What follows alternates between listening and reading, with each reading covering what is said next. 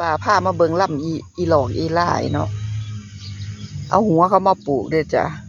มาได้ขึ้นไปผู้ยากได้บาดเถื่อนนี่เอามาปลูกไว้ห่มม่วงนี่จ้ะร่มมะม่วงนี่จ้ะล่ำหลายๆนี่ไปแกงไปออมได้เด้อจ้ะนี่เนี่ย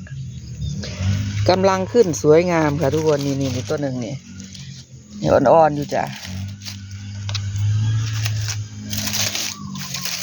ให้เขาเอาหัวมาให้เด็กน้อยเอาหัวมาให้เอาหัวมาแล้วมาฝังไว้เนาะนั่นต้นใหญ่นั่นล่ำเขาไล่ๆค่ะอ้อมได้จ้ะทุกคน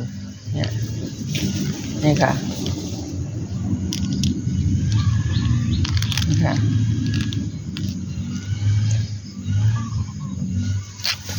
ป่าพาไปเบิ่งใกล้